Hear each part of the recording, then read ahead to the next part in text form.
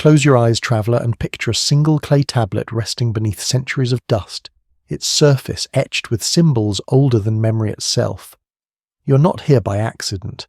Somehow, through chance or pattern, you have arrived at this moment listening. What if an ancient civilization knew more than it should have known? What if stories carved 5,000 years ago were not only myth, but imperfect memories of something real? Sumerian tablets are among the oldest written records on Earth, yet they speak of beings descending from the sky shaping humanity and leaving behind knowledge that still unsettles modern science. A faint echo lingers between archaeology and astronomy, like a signal that flickered once and never fully vanished. Tonight we listen to that echo together. Stay with me.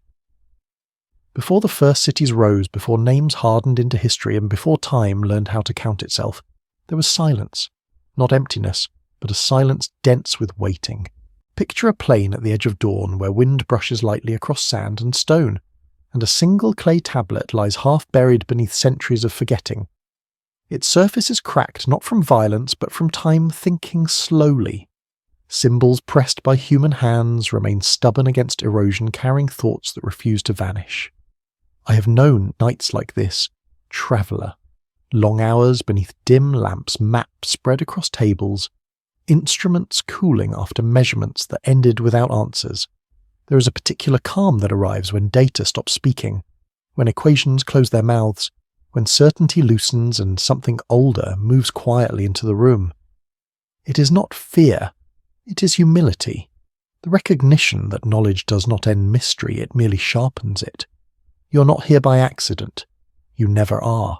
Civilizations do not begin by knowing who they are. They begin by wondering where they came from. The Sumerians, among the earliest to write, did not record their stories as entertainment. They carved them into clay as record, as memory, as origin. King cities, floods, gods. Not metaphor alone, but accounting. The past as they understood it pressed into wet earth before it hardened forever. Within those tablets appears a name that still unsettles the modern mind. The Anunnaki, those who came from heaven to earth, not whispered as distant spirits but described as arrivals, presences, authorities, beings who descended when humanity was still close to instinct, when survival was muscle deep and memory lived in bone. The language does not drift, it points, it insists. From a scientific perspective, the Sumerians were extraordinary observers. They aligned cities with cardinal directions, tracked planetary motions with naked eyes over generations and divided time using a base 60 system we still inhabit today. 60 seconds, 60 minutes, 360 degrees. These are not accidents. They are the residue of obsession, watching the sky until patterns surrender themselves. Yet embedded within this precision are stories that resist easy classification. Accounts of humans created not by slow emergence but by intervention, of labour-designed intelligence shaped purpose assigned, blood mixed with earth. Clay animated by something more than chance. Modern readers call it myth. Ancient writers called it memory. When I first read these passages late at night surrounded by quiet instruments and the smell of dust, I felt something familiar. Not belief, not disbelief, recognition. The same feeling that comes when a signal rises just above background noise, when it's too faint to confirm but too structured to ignore. Science teaches us to doubt, but it also teaches us to listen. Human evolution as we understand it unfolded over millions of years. Gradual changes filtered through survival. Yet there is a moment roughly 200,000 years ago when something accelerates. Cognitive capacity expands. Language ignites, symbolic thought blooms, art appears, ritual appears. The night sky becomes not just light but meaning. Anthropologists call it a revolution, but revolutions imply catalysts. What are the odds, traveller, that consciousness would ignite so suddenly, so completely without leaving a clear trail behind? Fossils do not record thought. Stone tools do not preserve wonder. We are left with a gap, and into that gap ancient stories still breathe. The Anunnaki narratives do not demand belief. They persist because they refuse erasure. Across fragmented tablets and disputed translations, a pattern repeats. Beings arrive, they organize, they extract, they argue among themselves, they withdraw. Civilizations rise under guidance, then stumble when that guidance fades. Knowledge disperses, memory mythologizes. In physics, gravity curves space even after the object moves on. Radiation leaves signatures long after the source is gone. Perhaps myth behaves similarly. Not fiction, but distortion. Memory under pressure. Truth stretched across generations until it resembles story. Silence is not emptiness. Silence is the universe thinking. As a scientist, I am trained to distrust narratives that explain too much. As a human, I recognize the discomfort when nothing explains enough. Somewhere between those instincts lies the space these stories inhabit. Not answers, not fantasies, coordinates. Dust settles gently on unused instruments. Maps fade when not consulted. Knowledge like civilization requires attention, or it erodes. The Sumerians understood this. They wrote because memory alone was not enough. They pressed thought into matter, trusting clay to outlast breath. Tonight the universe whispers again, not with certainty, but with invitation, not saying this is what happened, but asking what if? What if the oldest stories are not attempts to explain nature, but attempts to remember contact? Not instruction manuals, but echoes. I do not claim the Anunnaki were visitors from another world. I also do not claim they were only metaphor. I sit with the tension between those positions where evidence fades into inference, and inference dissolves into wonder. That space is not weakness. It is where honest inquiry lives. In the end, traveller, it is all right to not understand. Some mysteries are not doors meant to open. They are horizons meant to be approached slowly, knowing they will always remain just beyond reach.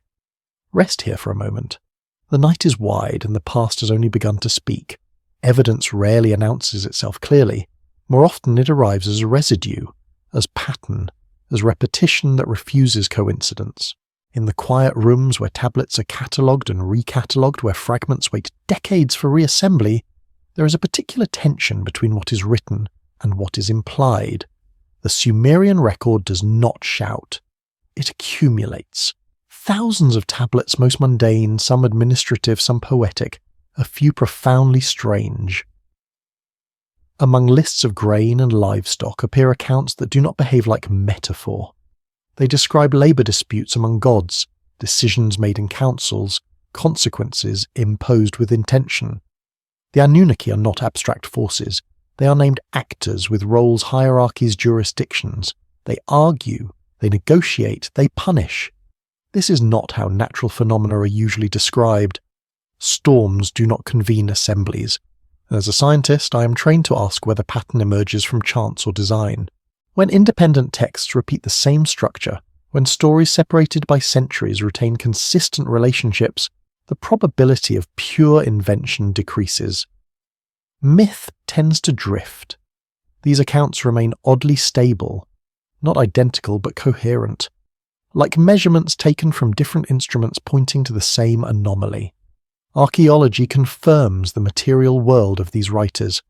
The cities existed, the temples stood, the canals carried water across the plains. We can trace brick by brick the rise of organized life in Mesopotamia. What remains harder to place are the moments where the texts step beyond survival and administration into something closer to instruction. Humans created to relieve labor. Knowledge delivered, not discovered. Tools described as gifts rather than inventions. In laboratories today, we speak carefully about intervention. We model systems, introduce variables, observe outcomes. We talk about genetic editing, artificial selection engineered traits. The language is clinical, but strip away the terminology and what remains is not far from the old metaphors.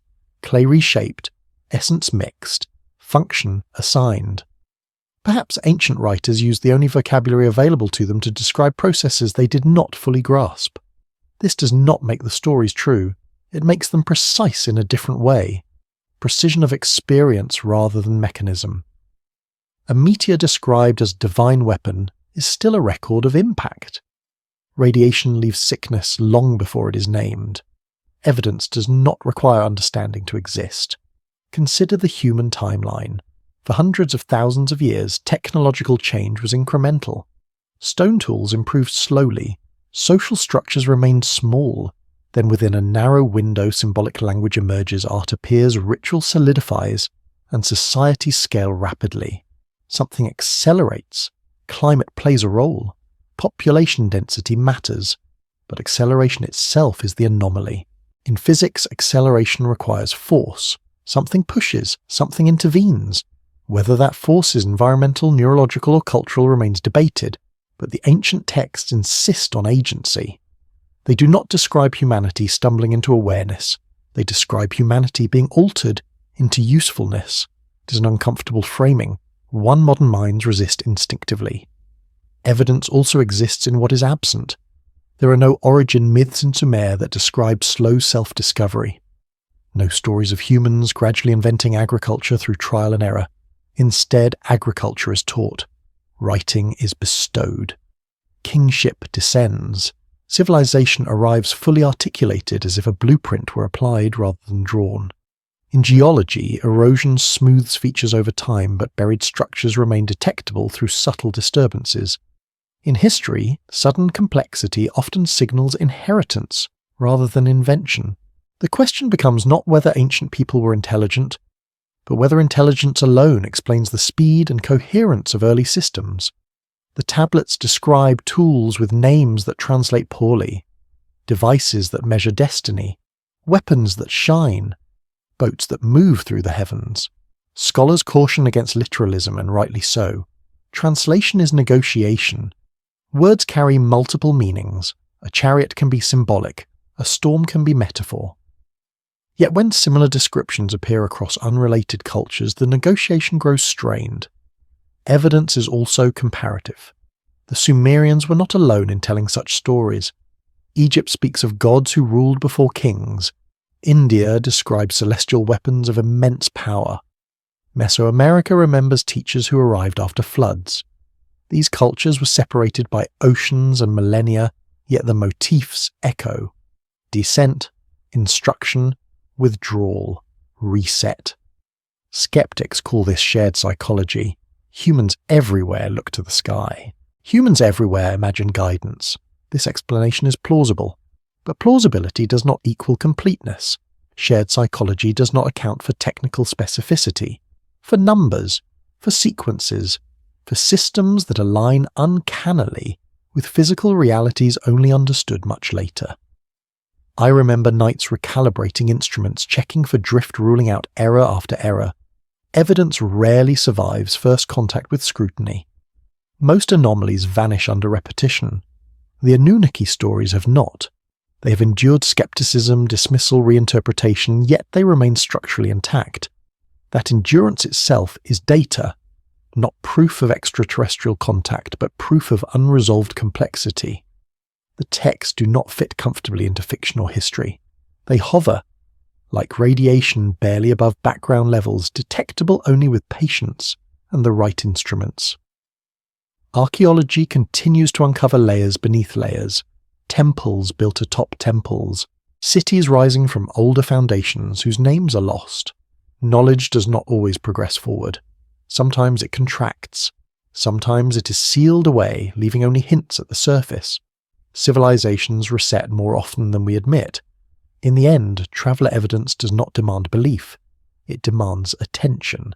It asks us to resist the urge for neat conclusions, to accept that some records preserve not answers, but questions sharpened by time. The Sumerians wrote what they thought they knew. We read what we are ready to consider. Some mysteries wait, others watch. Tonight the universe whispers again, not with certainty, but with the quiet insistence that the past is deeper than it appears. Rest with that thought. Evidence does not end wonder, it opens it. An anomaly is not a contradiction. It is a whisper inside the data, a subtle refusal to behave as expected. In every discipline I have worked within, anomalies appear first as discomfort, a measurement slightly off, a timeline that bends when it should remain straight, a pattern that emerges only when you stop trying to explain it away. The Sumerian record contains many such moments, places where the story resists smoothing. The first anomaly is tone. These texts do not sound like myth in the way later mythologies do. There is little ornamentation, little moral framing. The gods are not distant archetypes. They are administrators, engineers, commanders. They quarrel over resources, complain about labour, negotiate solutions. This is not how storms or seasons are usually personified. It is how organisations behave. In the Astrahasis epic, the lesser gods revolt because the work is too hard. The response is not divine punishment or cosmic metaphor, but restructuring. A new workforce is created. Humans. This is a management decision rendered in clay. The language is unsettling, not because it is dramatic, but because it is practical. Labour burden, efficiency, relief. These are not poetic abstractions. Anomalies deepen when myth collides with biology. The texts describe humans formed from existing beings, not created from nothing. Something primitive is altered, refined, repurposed. In modern evolutionary terms, this echoes a process we now understand well. Modification of existing systems is far more efficient than building from scratch. Nature does this constantly. So do engineers. Human evolution contains its own quiet irregularities. The rapid emergence of symbolic thought, the sudden expansion of cognitive capacity, the fused chromosome that separates us from other great apes. None of these require intervention to explain. Science offers models, but models are approximations. They do not erase the strangeness of timing. They describe the how, not always the why now. When anomalies cluster, they form pressure points, points where explanation stretches thin. In astronomy, such pressure led to the discovery of unseen planets, inferred from gravitational disturbance. In physics, it led to dark matter. In biology, it led to epigenetics. Anomalies are not enemies of science. They are invitations to refine it. The Anunnaki narratives present another anomaly specificity without mechanism. They name numbers, 50 Anunnaki, fixed hierarchies, defined domains. These are not traits of spontaneous storytelling. They resemble cataloguing, like logs written by those trying to preserve structure rather than awe. Myth usually amplifies. These texts constrain. Then there are the weapons, descriptions of devices that burn, that flatten cities, that poison land. Scholars argue metaphor, and rightly so. Ancient writers describe catastrophe using the language available, but certain descriptions recur with uncomfortable consistency. Blinding light, heat that fuses stone, land rendered barren, survivors fleeing in silence. Geology confirms catastrophic destruction in ancient cities, vitrified stone, sudden abandonment, layers of ash without corresponding volcanic activity. Each site has a plausible explanation. Earthquakes, fires, floods, meteors. Science does not need exotic causes, yet the pattern remains odd. The descriptions in text and the scars in earth seem to speak to each other across time. Anomalies also exist underground. Humans across cultures carved into the earth with extraordinary effort. Underground cities in Anatolia, tunnels beneath temples, chambers beneath pyramids. These spaces required planning, ventilation, structural knowledge. They were not casual shelters. They were intentional environments. From a biological perspective, subterranean spaces offer stability, temperature control, radiation shielding, protection from surface chaos. Modern science builds data centers underground for the same reasons. If advanced beings existed, hypothetical or otherwise, underground habitation would not be illogical. It would be expected. No inscription says built by the Anunnaki. That absence matters. Evidence requires restraint, but the coincidence remains. Gods associated with the deep. Knowledge stored below, power concealed beneath ritual architecture. Even metaphor follows function more often than chance. Anomalies persist in translation. Certain Sumerian words resist clean rendering. Terms that mean breath also mean life force. Words for light double as knowledge. Vessels can be boats or constellations. Each choice nudges interpretation. Scholars tend towards safety. Myth is safer than mechanism. Symbol is safer than suggestion.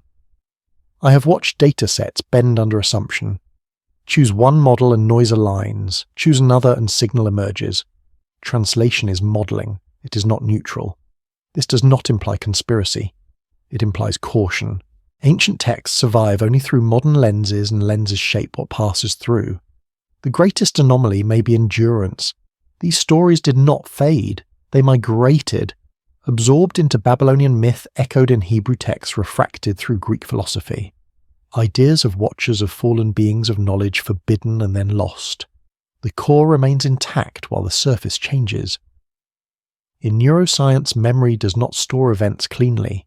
It compresses, distorts, preserves emotional truth while losing detail. Cultural memory behaves similarly. What survives is what mattered most. Fear, awe, dependence, withdrawal. The Anunnaki stories may preserve not facts but impressions of imbalance, of power asymmetry, of being shaped rather than shaping. As a scientist-poet, I sit with these anomalies without trying to resolve them. I have learned that premature clarity is often the enemy of understanding. Anomalies are where inquiry should rest, not rush past. They are pauses in the universe's speech. Some nights instruments hum softly while nothing registers, yet we wait.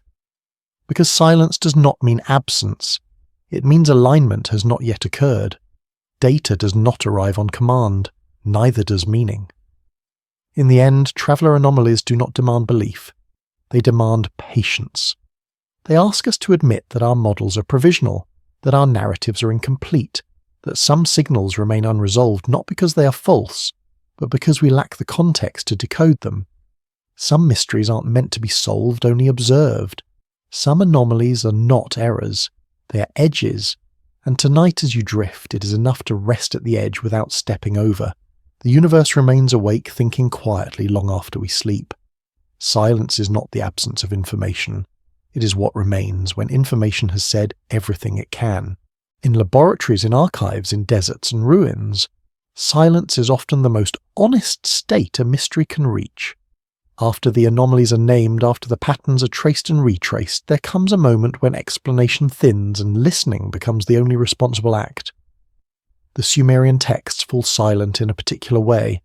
They do not end with revelation or closure. They taper. References to gods walking openly among humans grow rarer.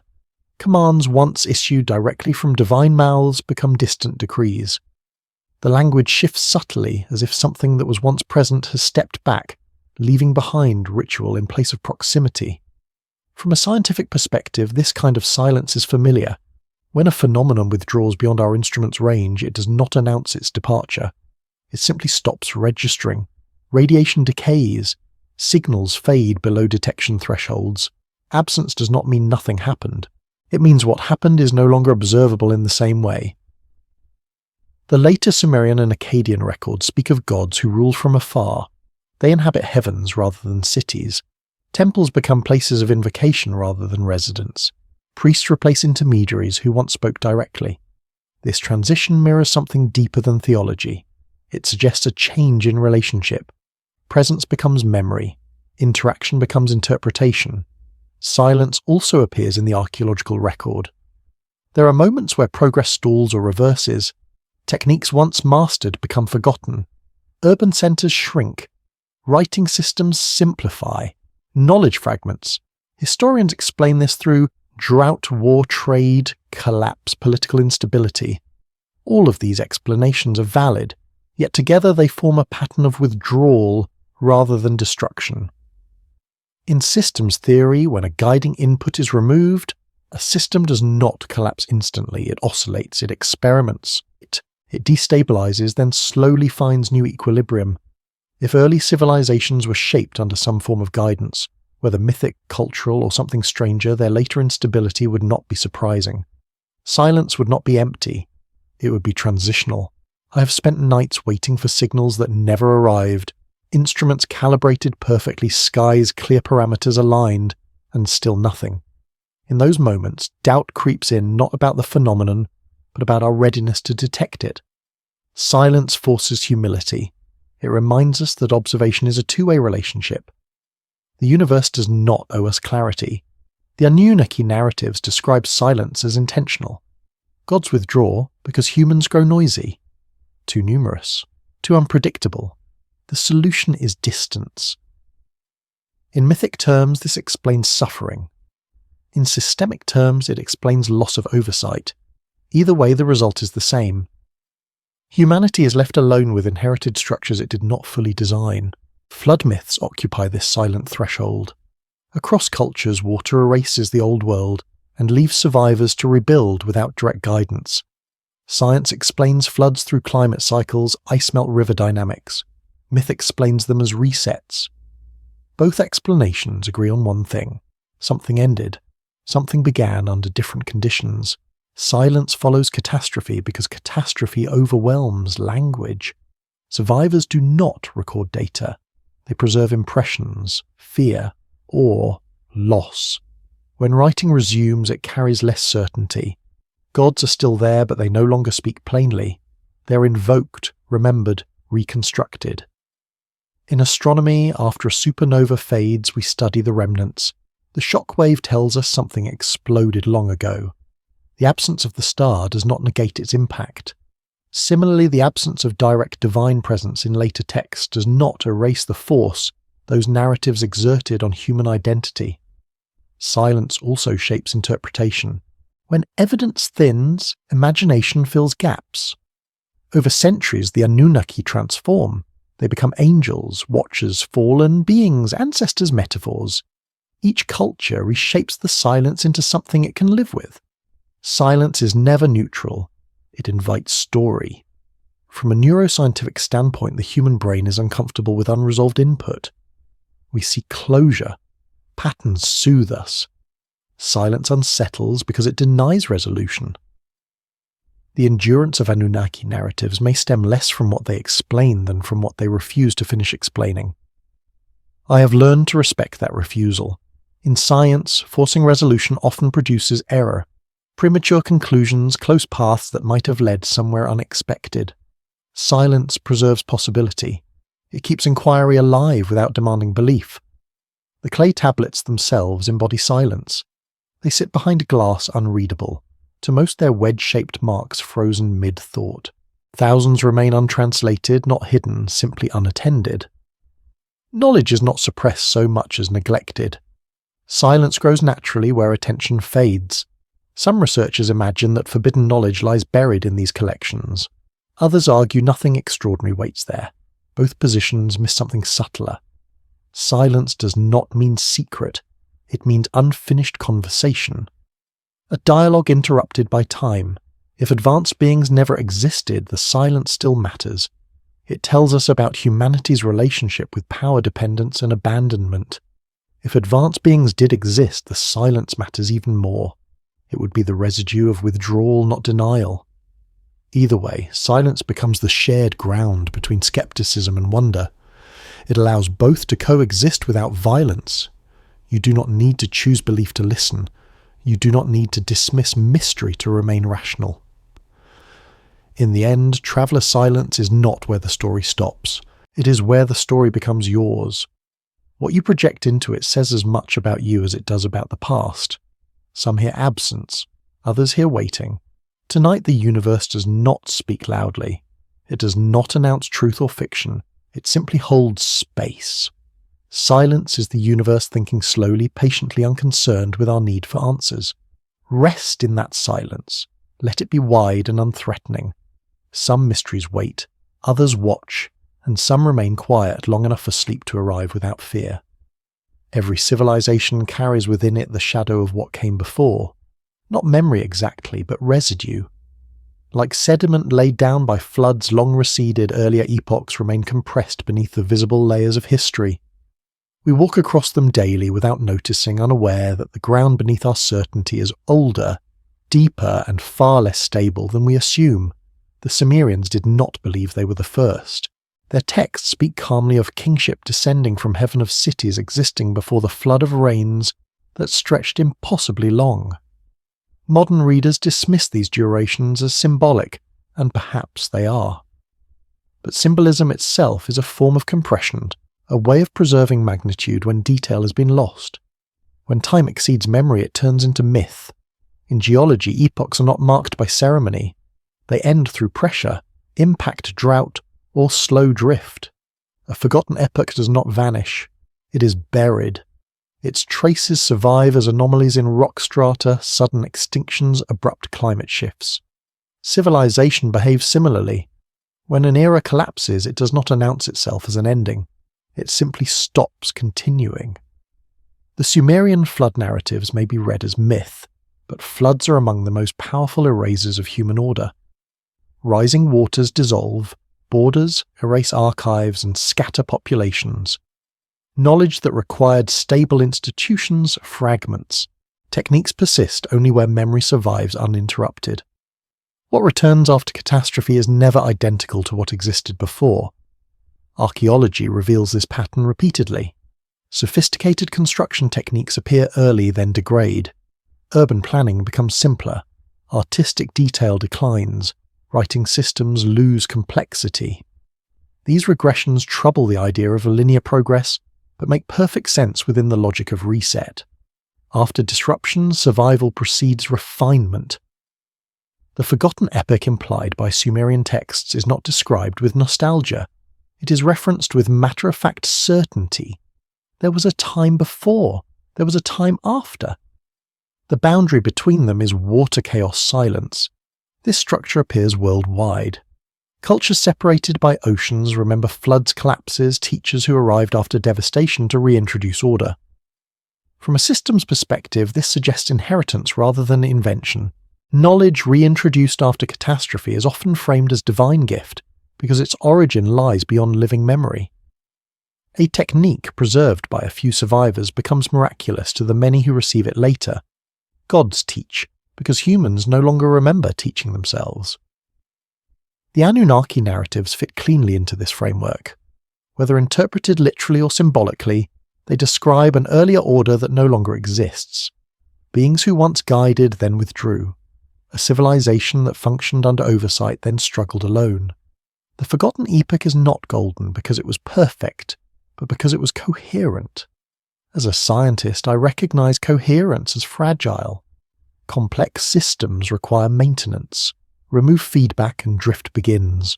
Remove oversight and entropy accelerates. Forgotten epochs are not failures. They are natural consequences of complexity meeting instability. I think often of instruments abandoned in sealed rooms. Given time, calibration drifts. Measurements lose precision.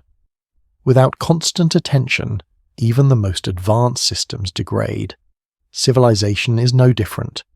Writing law, astronomy, agriculture all require continuity. Break that continuity, and regression is inevitable. The Sumerians encoded this awareness into their worldview. They did not trust permanence. They recorded obsessively fearing loss. Clay tablets were chosen because stone was too heavy and papyrus too fragile. Clay survives fire. Clay endures flood. They wrote because forgetting was a greater threat than ignorance. Yet even clay could not preserve everything. Thousands of tablets shattered. Libraries burned. Languages died. What remains is partial, fragmented. Enough to hint at a forgotten epoch without restoring it. Enough to unsettle us. In astrophysics, we infer earlier cosmic epochs through background radiation. We cannot observe the early universe directly, but we detect its afterglow. Similarly, forgotten civilizations leave afterglows in myth architecture and unexplained sophistication. These signals do not prove intent. They prove prior state. Some researchers speculate that advanced knowledge existed before known history. Others reject this as romanticism. Both positions miss the middle ground. Advanced does not mean modern, it means optimized for its context.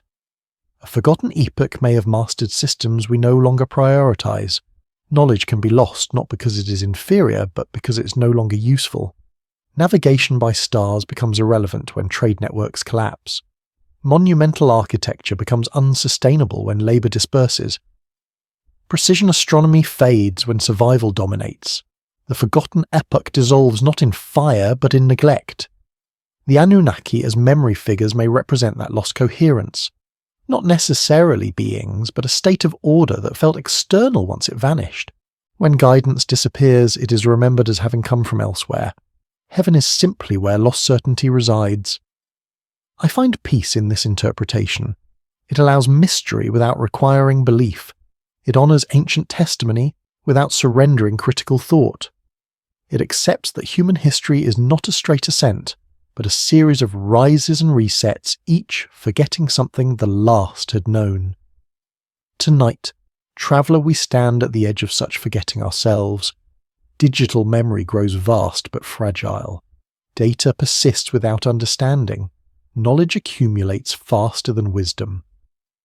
Forgotten epochs are not behind us alone. They are possibilities ahead.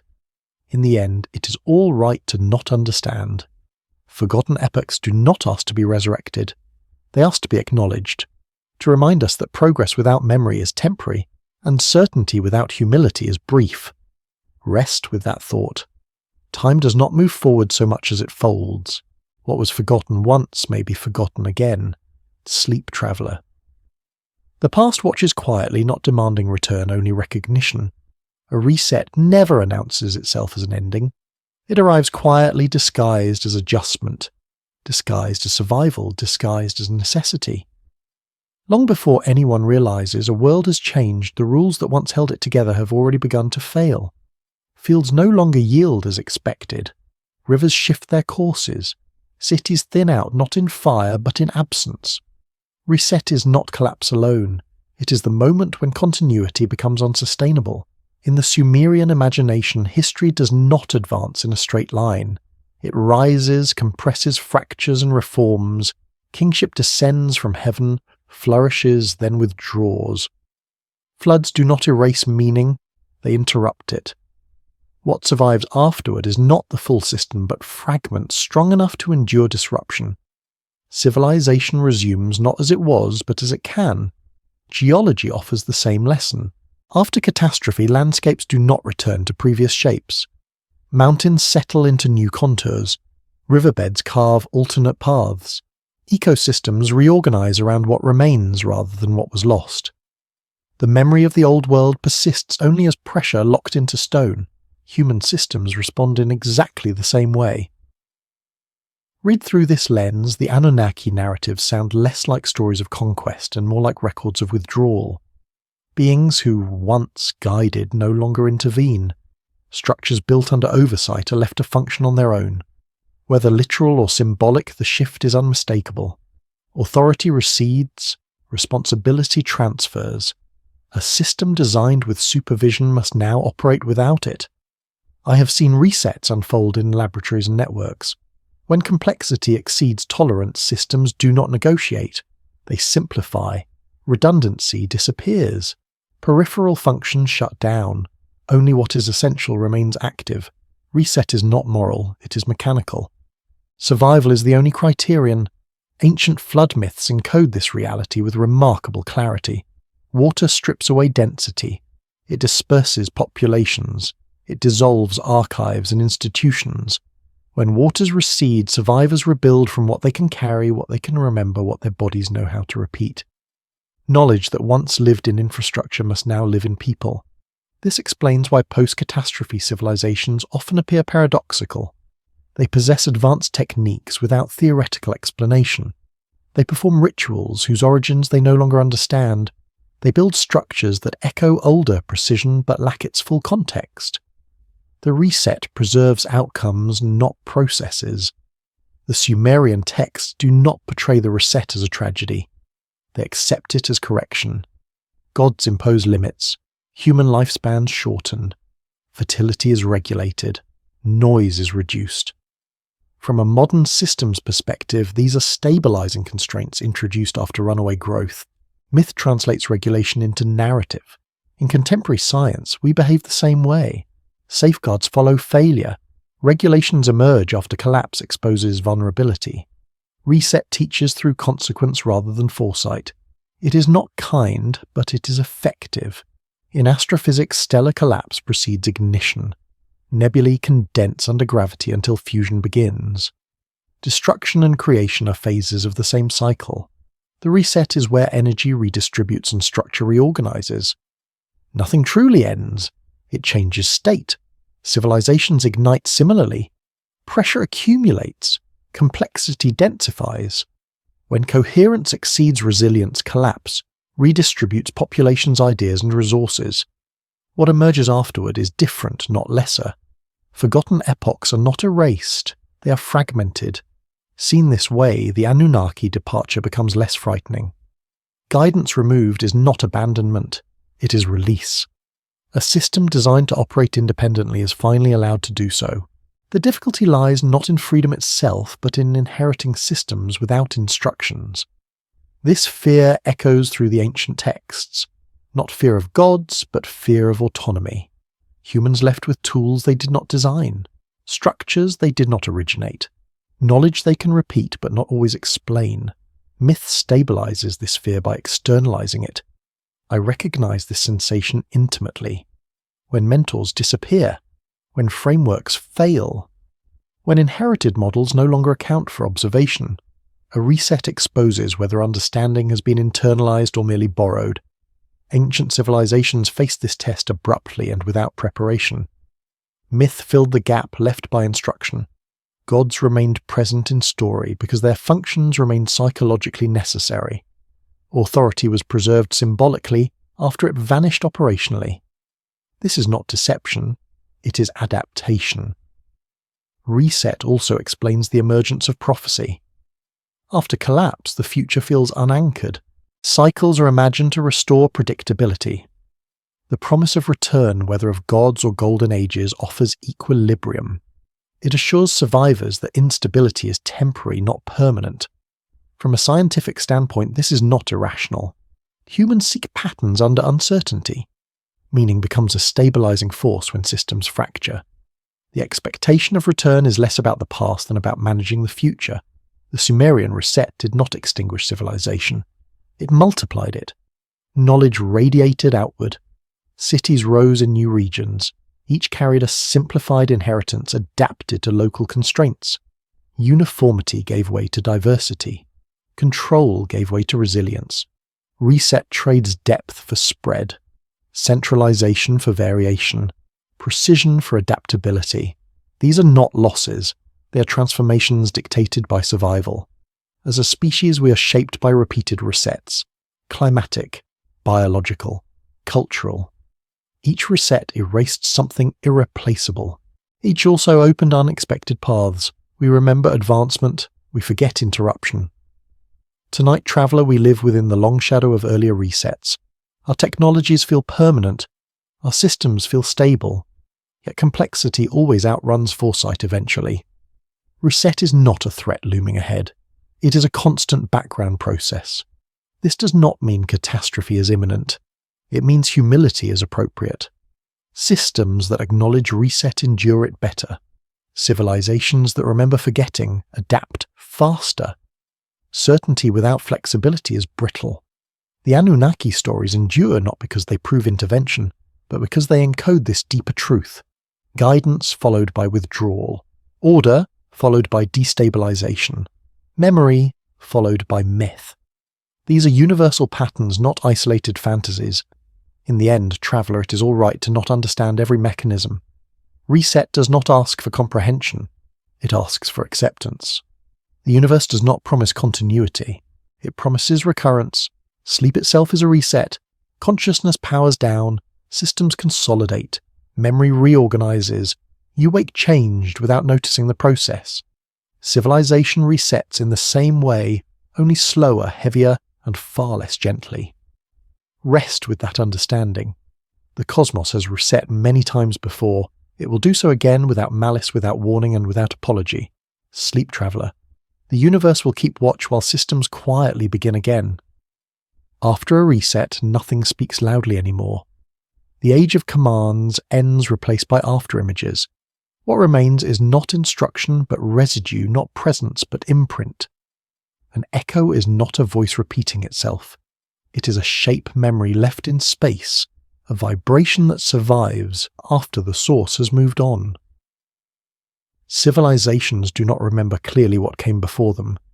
They remember through distortion. In the Sumerian world that followed the great interruptions, the gods were no longer constant visitors. They were recalled through ritual, invoked through architecture, remembered through names that carried weight but no longer instruction. The Anunnaki did not disappear from culture. They thinned. They faded into echoes, powerful but incomplete. An echo behaves differently from an origin. It stretches. It blurs. It bends time. When a sound reflects through a canyon, it returns, altered, delayed, fragmented. Meaning persists, but precision is lost. This is how ancient knowledge travels across centuries without transmission lines or manuals. It survives as form without function. Archaeology encounters echoes constantly. Structures whose purposes are guessed but never confirmed. Tools whose efficiency outpaces the surrounding technology. Alignments that work even when the rationale has vanished. These are not mysteries because they are supernatural. They are mysteries because they are inherited. I have traced similar echoes in scientific disciplines. Equations used long before their derivations were fully understood. Techniques preserved by tradition before theory caught up. Medicine practiced effectively without explanation. Echoes are evidence of continuity without comprehension. The Anunnaki narratives persist in the same register. Later cultures inherit the memory of powerful teachers, but not the context that made their authority necessary. Gods become archetypes. Instructions become commandments. Technical processes become sacred acts. Echo transforms function into symbol. This explains why so many ancient societies invested enormous energy into repetition. Ritual stabilizes echo. When understanding is gone, precision is replaced by consistency. Do it the same way every time. Preserve the shape even if the meaning slips away. Repetition keeps echoes from fading entirely. Stone circles, ziggurats, pyramids, processions, chants.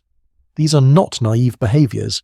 They are preservation strategies, memory encoded in movement, knowledge stored in architecture.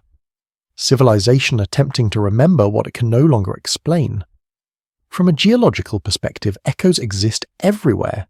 Fossil ripples preserved in stone long after water vanished. Magnetic reversals locked into sooled lava. Radiation signatures lingering where the source collapsed. The universe is built on echoes. Human history behaves no differently.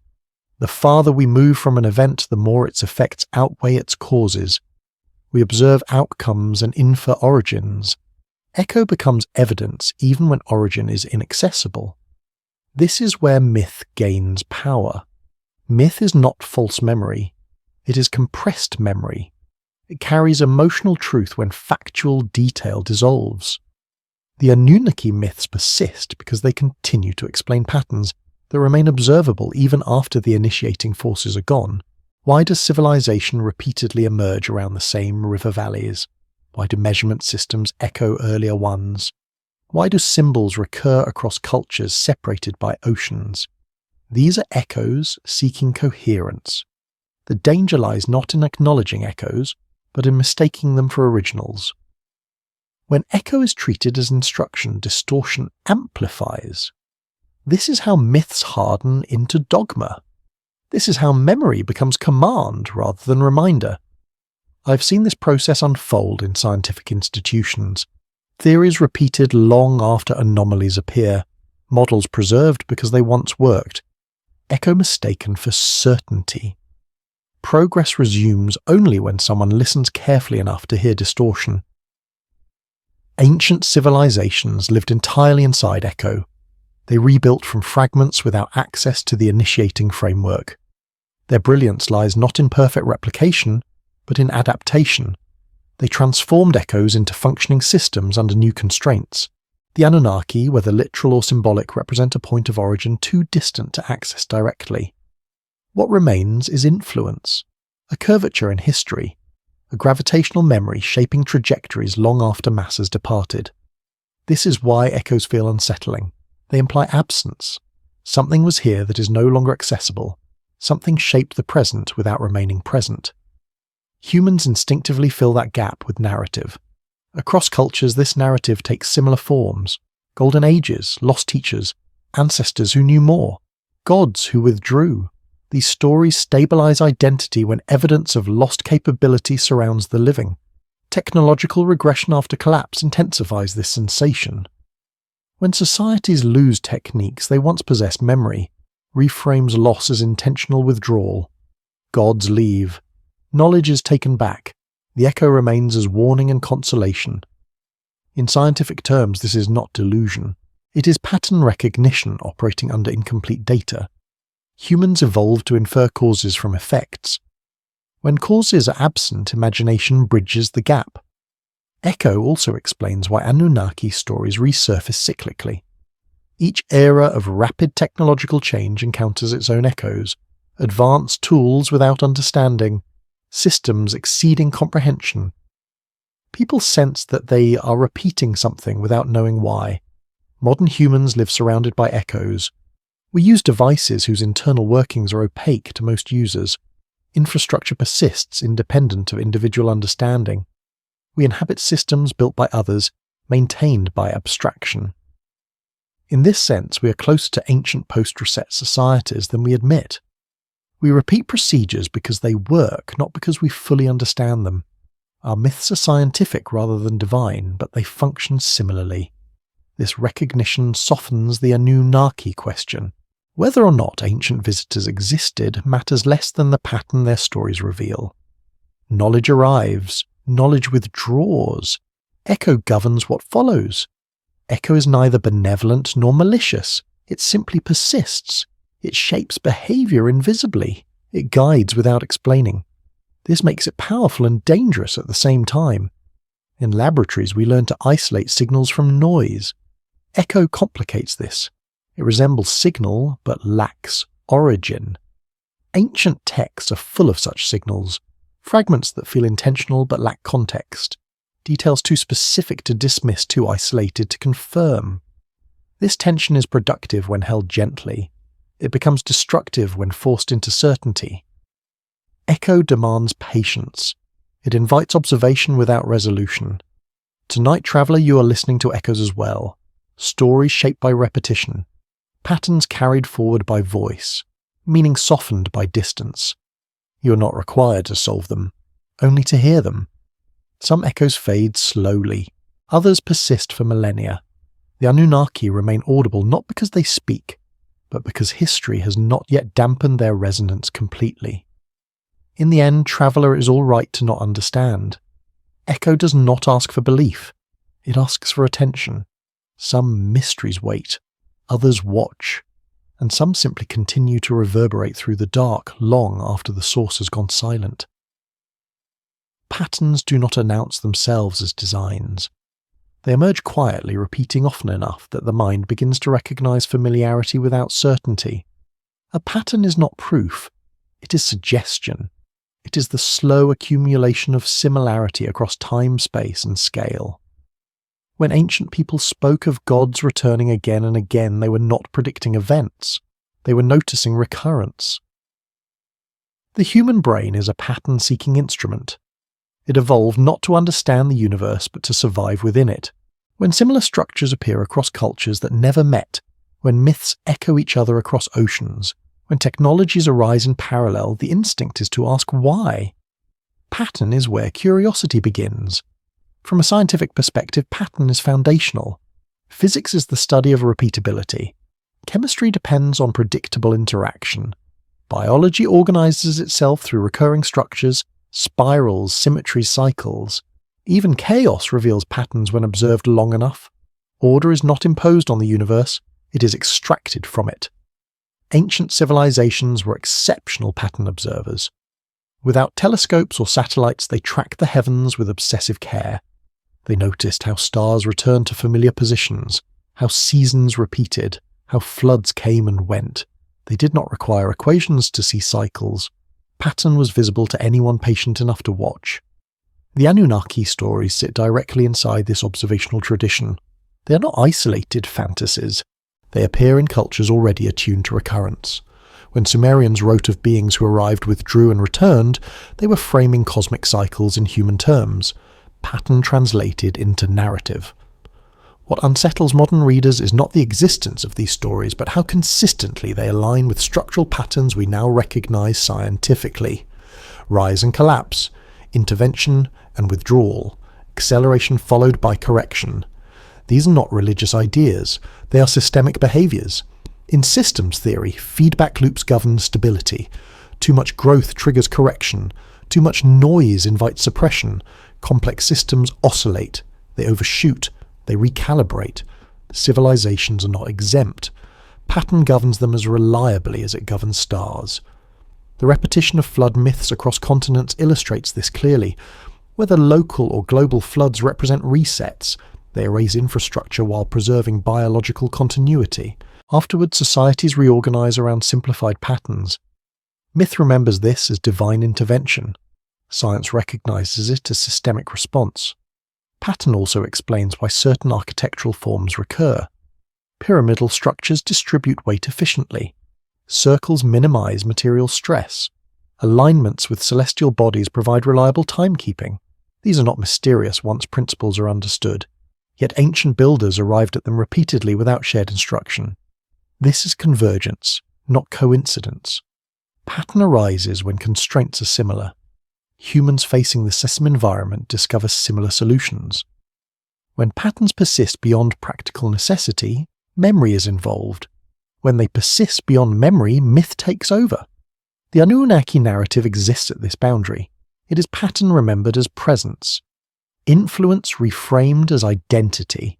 A force that once shaped conditions becomes personified because the pattern remains even when agency disappears.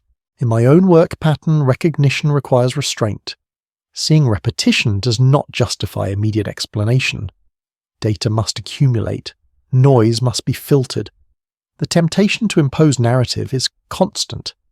Ancient observers face the same temptation without our tools to resist it.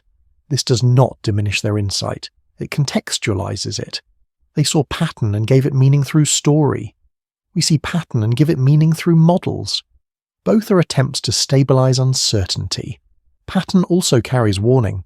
Systems that ignore repeating signals fail catastrophically.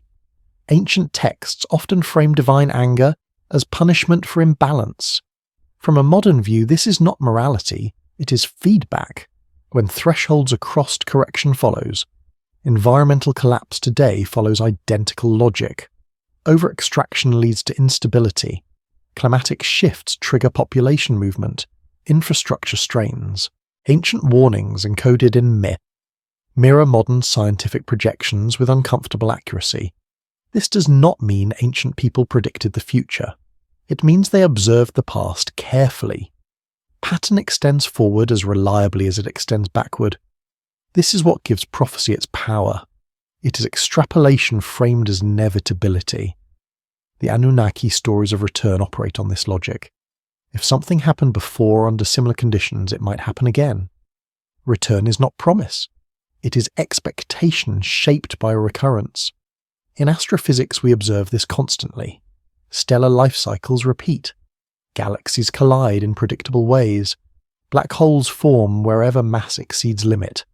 The universe is not random. It is patterned within probabilistic bounds. Civilization behaves the same way. When complexity exceeds resilience, simplification follows. When guidance concentrates power, withdrawal redistributes it. Pattern is indifferent to intention. This realization strips fear from ancient stories. They are not threats. They are observations expressed through metaphor. The Anunnaki become less like overlords and more like placeholders for systemic forces beyond human control. Pattern also humbles modern certainty. We believe ourselves unique because we remember only one iteration of history, but patterns suggest recurrence far older than written record. Lost epochs are not aberrations. They are expected outcomes. Archaeology occasionally uncovers these repetitions. Sudden urbanization, abrupt abandonment, toolkits appearing fully formed, writing systems emerging rapidly. These are not anomalies once pattern is acknowledged. What remains unsettling is scale. Pattern suggests that what happened before could happen again regardless of belief. Systems reset whether or not we name them gods. Tonight, traveler, you are listening within pattern. Your breath follows rhythm. Your heart pulses. Sleep arrives cyclically. Consciousness itself operates in waves. Pattern governs even rest. Some patterns comfort us, others unsettle. Both deserve attention. Ignoring pattern does not prevent recurrence. Understanding it may soften impact. In the end, traveler, it's all right to not resolve every pattern into explanation. Observation itself is participation. Some mysteries are not puzzles to solve but rhythms to recognize. Tonight, the universe whispers again, not in words, but in repetition. Warnings are rarely delivered as alarms. In ancient records, they arrive as patterns observed too many times to ignore. A warning is not prophecy. It is recognition. It is the quiet realization that certain conditions always precede collapse, just as certain pressures always precede fracture. Civilizations that survive longest are not those that avoid danger, but those that learn to read its early signals. In Sumerian texts, divine warnings do not appear as sudden punishments. They unfold slowly. Crops fail first. Noise increases. Balance erodes. The gods do not strike immediately. They withdraw protection. The warning is not the flood. The warning is everything that happens before it. Modern science frames this in similar terms. Systems fail long before they break. Stress accumulates invisibly. Redundancies thin out. Margins disappear. By the time collapse becomes visible, the outcome is already determined. Warnings are subtle by necessity. Loud signals arrive too late. This is why ancient myths feel unsettling rather than terrifying. They do not scream catastrophe. They murmur inevitability. The Anunnaki stories describe beings who issue guidance, then limits, then silence. The warning is not violence. The warning is absence. In my own work, the most dangerous moments are not when instruments spike, but when readings flatten unnaturally. Silence where variability should exist. Stability that feels forced. Nature rarely holds still without reason. Artificial calm precedes adjustment. Ancient societies noticed this too. Periods of unnatural abundance often precede collapse. Overconfidence follows stability. Ritual intensifies when balance feels threatened. Warnings are felt emotionally before they are articulated intellectually. The Anunnaki warnings are encoded as moral failures, but beneath that language lies systemic insight. Overpopulation, resource strain, noise exceeding tolerance. These are not sins. They are thresholds. When crossed, correction follows regardless of intention. Flood myths function as final punctuation, but the sentence begins much earlier. The warning lives in the delay, in the ignored signs, in the refusal to adapt when adaptation is still possible. This is why myth emphasizes regret more than punishment. From a cosmic perspective, warnings operate at every scale. Stars destabilize before collapse. Planetary climates shift before extinction events. Radiation accumulates quietly. The universe does not ambush, it signals. Human discomfort arises because warnings demand restraint. They require change before necessity forces it. Ancient gods demanded limits because limits stabilize systems. Modern societies struggle with the same demand. The Anunnaki warnings about human noise resonate differently now. Noise is not just sound, it is activity, extraction, expansion, acceleration. Systems overwhelmed by throughput destabilize regardless of their origin. This does not require extraterrestrial overseers. It requires only physics. Energy flows produce heat. Complexity produces fragility. Growth without pause produces collapse. The warning is embedded in the structure itself. Ancient narratives externalized this logic into divine will because abstraction was unavailable. Gods became avatars for constraint. Their anger represented imbalance. Their departure represented loss of regulation. In this light, the Anunnaki are less judges than indicators. Their stories persist because they encode a warning humans still struggle to accept not everything that can expand should. Modern civilization sits within a familiar pattern. Technological acceleration, resource concentration, environmental strain, information overload. These conditions mirror ancient thresholds described symbolically thousands of years ago. This is not mysticism. It is pattern recognition. Systems behave consistently across time. The warning is not that gods will return. The warning is that correction does not require permission. Ancient texts often describe warnings ignored. Kings reassured, priests rationalized, people adapted rituals instead of behavior. When collapse arrived, it felt sudden only because the warning phase was dismissed. As a species, we repeat this cycle reliably. Early signs are debated, thresholds are questioned. By the time consensus forms, options narrow. Warning becomes inevitability. The unsettling power of Anunnaki stories lies here. They suggest not that humanity is watched, but that humanity is predictable, that certain behaviors reliably produce certain outcomes regardless of belief. This challenges comfort. It removes the fantasy of exception. No civilization escapes physics. No culture outruns feedback indefinitely. Warning is universal, yet warning is not condemnation. It is opportunity. Ancient myths preserve the idea that intervention was once possible, that balance could be restored, that restraint mattered. In scientific terms, this is intervention window, the period when system behavior can still be altered without collapse. Afterward, correction becomes violent because it is unmanaged. The flood arrives only when restraint fails. This distinction is crucial. Catastrophe is not fate. It is consequence delayed too long. Tonight, traveller, you are listening not to threat, but to memory. Warnings carried forward because they were once ignored. Stories preserved because they mattered. The Anunnaki warnings survive because they speak to something humans resist hearing. Limits are not punishment. They are structure. Silence is not abandonment. It is feedback. In the end, traveller, it is all right to not fear warnings. They exist to be noticed, not to terrify. Some mysteries watch quietly. Others speak softly before they act. Tonight the universe whispers again, not of doom, but of balance waiting to be restored. The sky has always been humanity's oldest archive. Long before stone was carved or clay was pressed into symbols, eyes lifted upward and stayed there.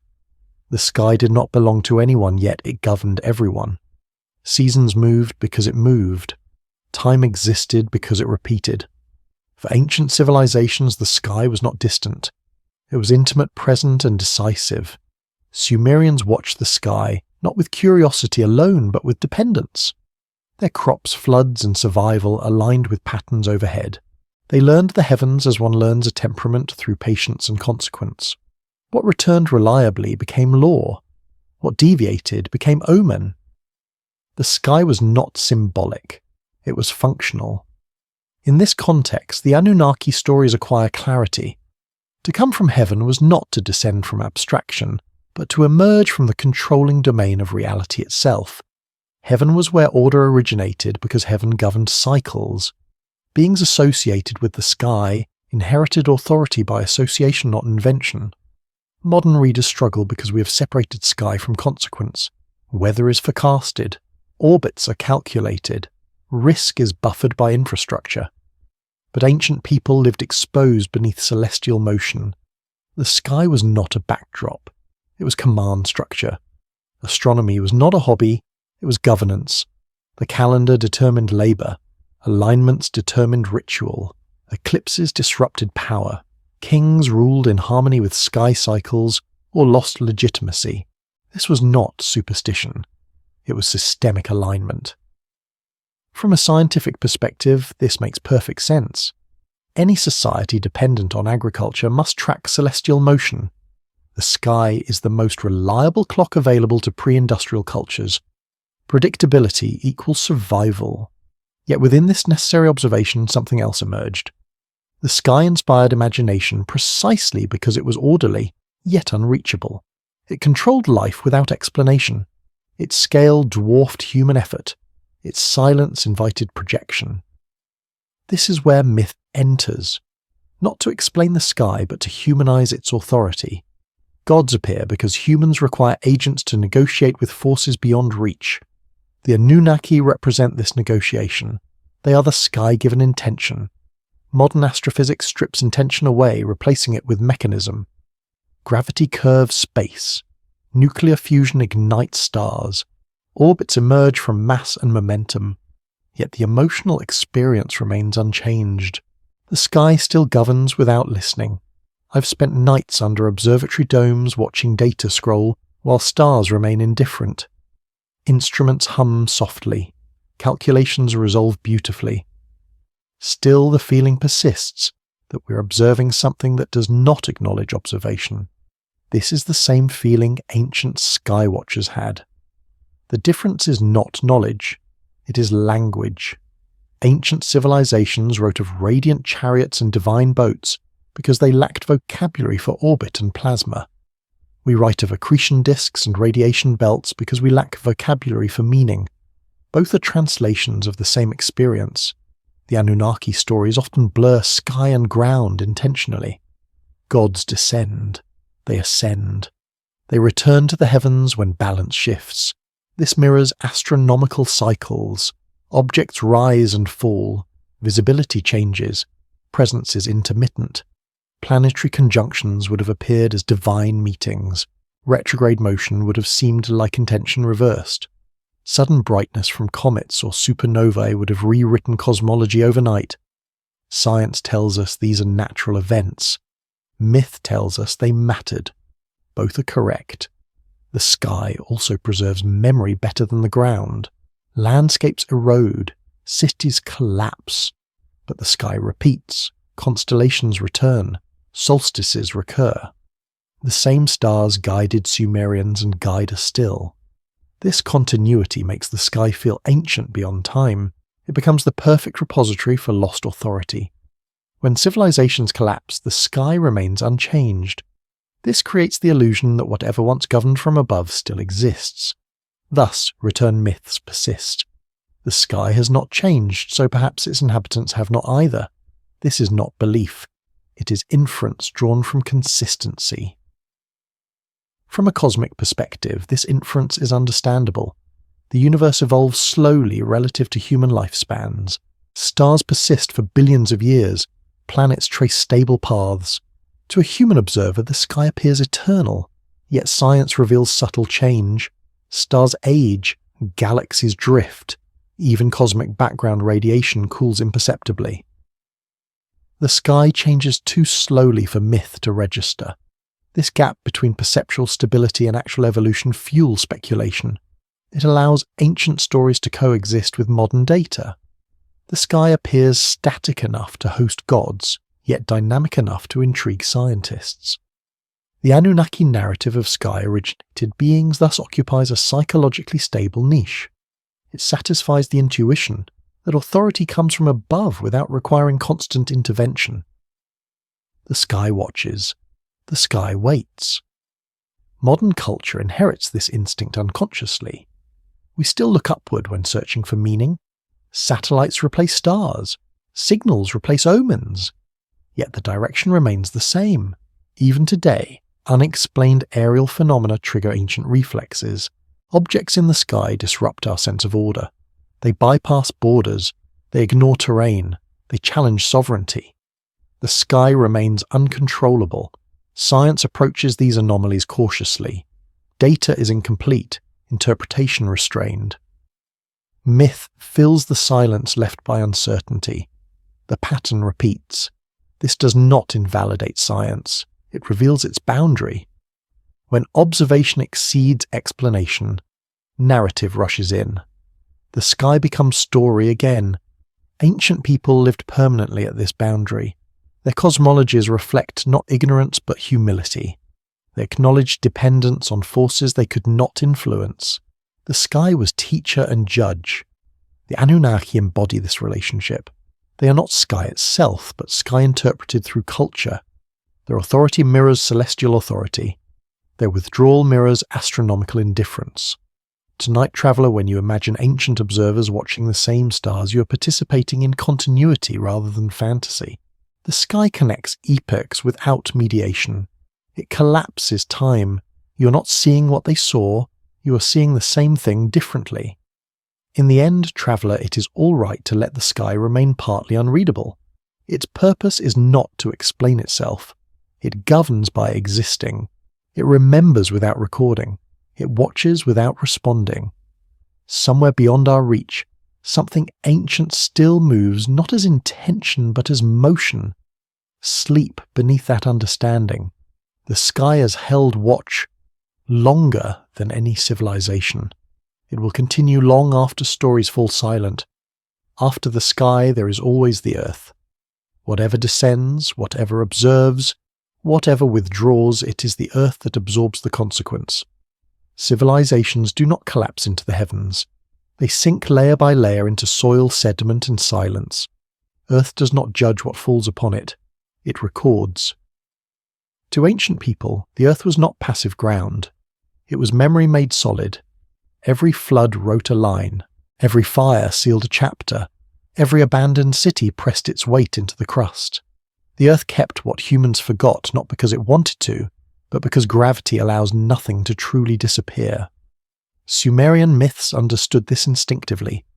When gods fought in the sky, the earth suffered. When divine decisions shifted, the land responded. Crops failed. Rivers changed. Cities thinned. Earth became the witness to events humans could not control, and gods did not fully repair. Modern geology confirms what myth sensed. Catastrophe leaves signatures. Melted stone, disrupted strata, sudden layers of ash. These are not metaphors. They are physical sentences written slowly enough for centuries to read and fast enough for lives to end. The unsettling detail is not that ancient texts describe destruction. It is that the earth often agrees. Sites across the ancient world show abrupt abandonment. Heat beyond ordinary fire, erosion inconsistent with gradual decay. Civilization does not fade gently everywhere. Sometimes it stops. In scientific language, we call this discontinuity. In mythic language, it becomes punishment or war or divine anger. But the earth remains neutral. It does not assign cause. It preserves effect. Whether God's climate or human behavior initiated collapse, the ground holds the outcome the same way. I have held soil samples that once formed floors beneath cities, dust that supported footsteps thousands of years apart. In laboratories, these samples feel quiet, inert, ordinary. But when examined carefully, they speak of compression of heat of interruption. Earth does not forget process. It simply waits for someone patient enough to read it. The Anunnaki stories often return to Earth when meaning phrase. Sky explains authority. Earth explains consequence. Gods may leave, but damage remains. Structures collapse into foundations. Foundations sink into earlier foundations. Cities become hills. Hills become fields. This vertical memory is one of humanity's most overlooked archives. We read texts because they speak quickly. Earth speaks slowly, but it speaks truthfully. A burned layer does not exaggerate. A flood deposit does not invent motive. It shows only that something overwhelming passed through. Ancient peoples recognized this. They buried their dead intentionally. They built on ruins knowingly. They understood that Earth was not empty space but accumulated time. Sacred sites often mark places where something ended violently, not peacefully. The Sumerians built temples atop earlier temples not to erase the past, but to anchor themselves to it. To build upward from collapse is to acknowledge inheritance. Earth makes this inheritance unavoidable. From a systems perspective, Earth represents constraint. Sky offers possibility. Earth enforces limit. Gravity, resource availability, climate, terrain. Civilization exists only within Earth's tolerance. When limits are exceeded, Earth responds without explanation. Flood myths center Earth because water reasserts ground-level dominance. Rivers leave channels. Seas reclaim plains. Earth reminds humans that settlement is conditional. Nothing built is permanent. The Anunnaki narratives of mining labor and extraction feel grounded for this reason. They locate divine human interaction in material processes, digging, shaping, carrying.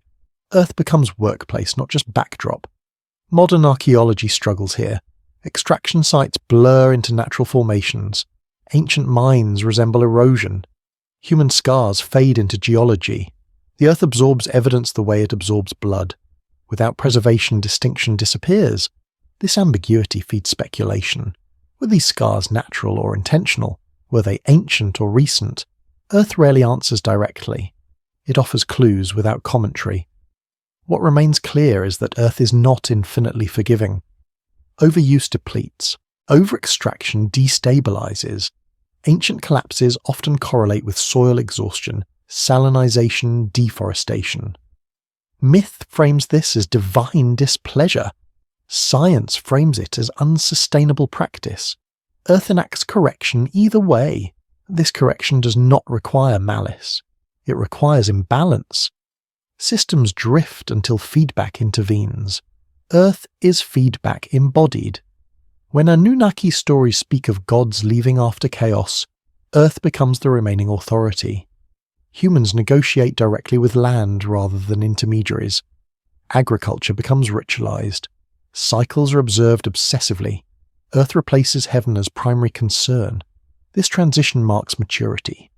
A civilization guided from above eventually must learn to listen below. Soil, water, climate. These do not negotiate, they respond. I think often about how many civilizations mistook stability for permanence. How many assumed the Earth would continue to yield simply because it had before? How many ignored early signs of exhaustion because expansion felt natural? Earth does not collapse dramatically unless pushed far beyond tolerance. More often it withdraws slowly. Yields diminish. Rivers silt. Salts accumulate. Collapse feels gradual until it feels sudden. Ancient myths compress this process into narrative because time stretches beyond memory. The Earth remembers duration. Humans remember outcome. This is why Earth-focused myths feel heavier than sky myths. Sky inspires wonder. Earth inspires reckoning. You can look away from the sky. You live inside the Earth. The Anunnaki become less relevant here. Whether they existed or not, Earth remains the constant. It endured before gods were named and will endure after stories fade. Modern civilization often forgets this. Technology insulates. Infrastructure buffers. Earth feels distant, abstracted. But abstraction does not remove dependence. It delays awareness. From space, Earth looks fragile. From ground, it feels immense. Both perspectives are true. Scale shifts perception, not reality. Tonight, traveller, as you drift, remember that every civilization you imagine rests on layers of others. Beneath streets lie roads. Beneath roads lie ruins. Beneath ruins lie soil shaped by lives uncounted. Earth holds all of it without preference. Kings and labourers settle into the same strata. Memory equalizes. In the end, traveller, it is all right to feel small beneath this weight. Earth does not demand worship. It demands attention. Some mysteries rise to the sky. Others sink into ground. Earth keeps them both. Sleep knowing that while stories whisper, the Earth listens. It has always listened. And long after voices fall silent, it will continue to hold what once was waiting, without impatience, without judgment, without end. Return is rarely an arrival. It is more often a realization that something never fully left. In ancient stories, gods return from the heavens, but the land they return to is never the same. Time has altered it. Memory has thinned. What comes back encounters a world shaped by absence rather than presence. The Anunnaki narratives speak of return not as invasion but as reappearance, a cycle completing itself, authority revisiting consequence. This distinction matters. A return implies continuity, not interruption. It suggests that whatever shaped the beginning still participates indirectly in what follows. In science, return appears everywhere. Comets trace long orbits and vanish for centuries before reappearing. Magnetic poles reverse, then reverse again. Ice ages retreat, then advance. Return is not repetition. It is recurrence altered by accumulated change. Ancient people understood this intuitively. When myths promised the gods would come back, they did not imagine the same world awaiting them. They imagined judgment, renewal, or correction. Return carried weight because it acknowledged that something unresolved remained. Psychologically, return answers a deep human discomfort. The fear that abandonment is permanent. The hope that guidance might reappear when confusion peaks. Whether literal or symbolic return offers closure, where history provides none. The Sumerian texts are careful here. They do not guarantee return. They describe withdrawal followed by distance followed by silence, punctuated by signs. Dreams, omens, shifts in order. Return is implied and never scheduled. Modern interpretations often misread this subtlety. Return becomes prediction rather than pattern. Dates are assigned. Objects are named. Certainty is manufactured where ambiguity once lived. The ancient restraint dissolves. From a scientific standpoint, certainty about return is unjustified. Complex systems do not reset to previous states. They evolve forward, A returning force would encounter conditions it did not design. Control would be impossible to reclaim fully. This is why return myths feel both hopeful and unsettling. They promise resolution but also imply reckoning. If something returns, it returns to assess, not to restore comfort. Return exposes accumulated consequence. In astrophysics, return often signals danger rather than reassurance. A returning asteroid intersects orbit. A returning solar cycle peaks. Familiarity does not equal safety. Recurrence carries risk. The Anunnaki return stories may encode this intuition. They are not benevolent saviors. They are overseers whose reappearance signals imbalance severe enough to warrant attention. Return is escalation, not rescue. Yet return also implies persistence. Something endured long enough to come back. In a universe defined by entropy, endurance is remarkable. Whether idea, pattern, or force, whatever returns has resisted dissolution. This may be the most important function of return myths. They assert that meaning persists beyond collapse, that cycles do not erase everything, that some structures survive fragmentation. From a cultural perspective, return myths stabilize identity. They anchor communities to origins even as those origins recede.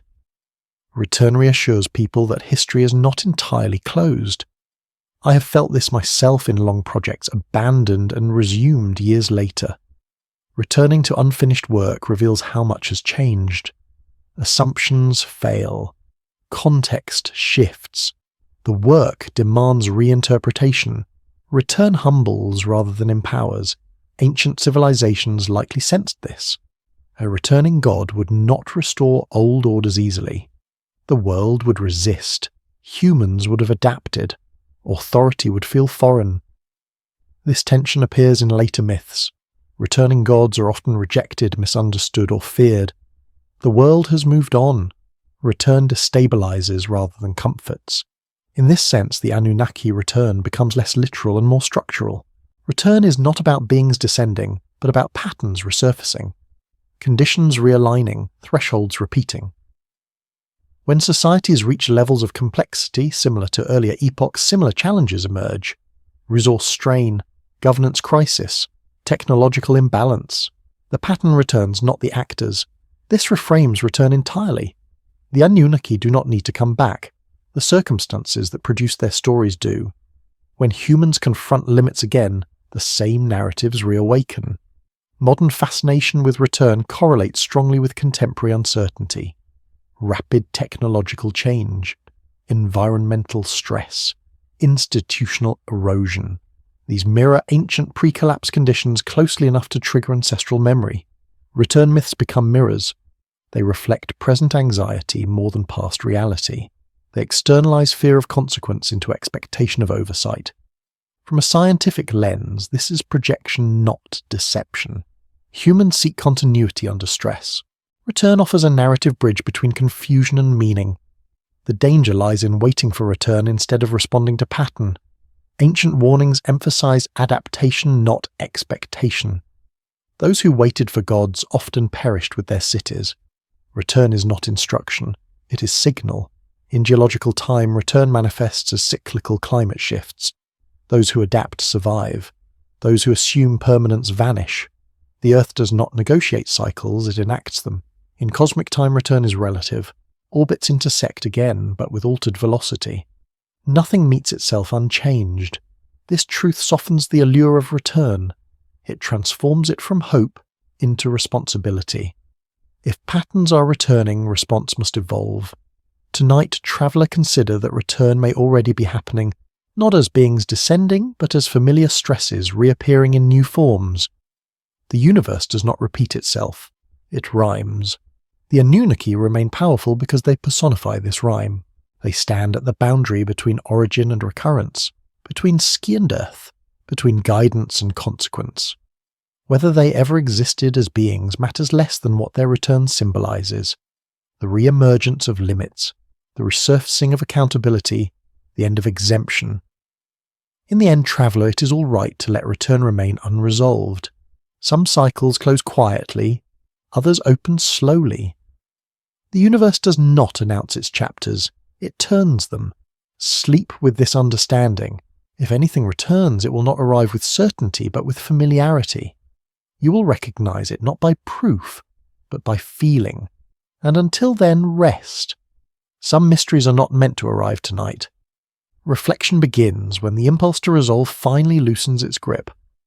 After long hours tracing evidence, aligning fragments, and testing theories against the hard edges of physics and history, the mind learns a quieter discipline. It learns to sit with uncertainty without trying to dominate it. Reflection is not retreat from knowledge, but a recognition that knowledge itself has horizons it cannot cross. I have felt this shift many times alone in late laboratories or quiet rooms where maps of ancient landscapes lay beneath layers of dust. Instruments rested unused, not because the questions were gone, but because the questions had changed. They no longer asked for answers, they asked for perspective. There is a moment when inquiry stops demanding resolution and begins asking what the mystery is doing to the one who observes it. The stories of the Anunnaki persist precisely because they resist final interpretation. They do not collapse cleanly under archaeological scrutiny, nor do they dissolve entirely into metaphor. Instead, they remain suspended between explanation and imagination, inviting reflection rather than belief. Their power lies not in what they assert, but in how they force the mind to linger at the boundary between knowing and wondering. Reflection reveals that this boundary is not a weakness in human understanding, but a structural feature of it. Every civilization, when confronting its own beginnings, invents narratives large enough to contain uncertainty. Gods, ancestors, sky beings, or cosmic architects all serve the same quiet function. They allow a culture to acknowledge that its origins exceed its comprehension without admitting defeat. Modern science encounters the same tension, though in a different language. We map cosmic background radiation, trace genetic lineages, and simulate planetary formation with extraordinary precision. Yet even as our measurements improve, the deeper questions remain unchanged. Why consciousness emerged? Why intelligence reflects on itself? Why the universe permits observers at all? Reflection is the space where science admits these questions without abandoning rigor. In this sense, myth and measurement are not enemies. They are parallel responses to the same abyss. Myth speaks in story where data falls silent. Science speaks in probability where narrative dissolves. Reflection allows both to coexist without forcing one to conquer the other. The Anunnaki narratives, when viewed reflectively, become less about extraterrestrial visitors and more about human orientation in time. They encode anxieties about labor authority, catastrophe, and inheritance. They externalize forces that feel overwhelming, assigning them agency and intention so they can be spoken about without paralysis. Reflection also reveals how easily the human mind anthropomorphizes complexity. When systems grow too vast to track intuitively, we give them faces. We imagine decision-makers behind impersonal processes. This is not delusion. It is a cognitive adaptation, a way to remain emotionally functional in the presence of scale. I have watched this happen in contemporary science as well. Climate models, economic systems, and technological networks grow so intricate that people instinctively search for hidden controllers. The Anunnaki in this light are not ancient aliens. They are ancestral versions of a pattern that never left us. What reflection discourages is the urge to literalize these patterns prematurely. When metaphor is mistaken for mechanism, mystery hardens into dogma. The reflective stance keeps interpretation fluid. It allows uncertainty to breathe rather than calcify. Ancient scribes understood this better than we often credit. They wrote in layered language deliberately ambiguous, capable of supporting ritual, politics, cosmology, and poetry at once. Reflection honors that multiplicity instead of flattening it into a single reading. When I reread Sumerian texts late at night, what strikes me most is not their claims, but their restraint. They do not insist on being believed. They simply record. They allow contradictions. They let time decide what will endure. Reflection trains us to read in the same way, to notice what is present but also what is absent, to treat silence not as failure but as information. In archaeology, absence often speaks louder than artifacts. In cosmology, dark matter defines structure precisely because it cannot be seen. The Anunnaki occupy a similar conceptual space. They are defined as much by what cannot be verified as by what is described. Reflection recognizes this as a clue, not a problem. It suggests that these stories functioned as containers for uncertainty during periods of rapid change. The rise of cities, the imposition of labour systems, the memory of floods and collapse all demanded explanation. The Anunnaki gave shape to forces that otherwise felt arbitrary. Reflection also exposes the danger of a longing for certainty where none exists. When people demand definitive answers from ambiguous texts, they often import their own fears into the interpretation. The result is not understanding, but projection. A reflective approach accepts that meaning is co-created between text and reader.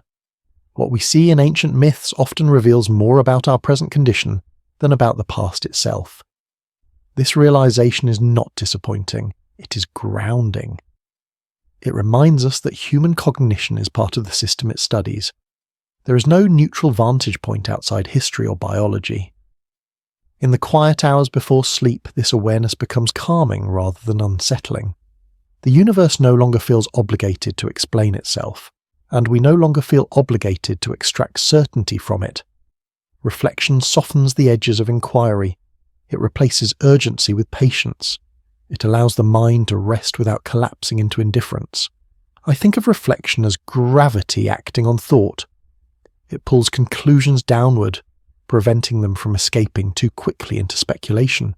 It keeps ideas orbiting reality rather than drifting into fantasy. This is especially important with narratives like the Anunnaki, which sit at the intersection of science, myth, and psychology.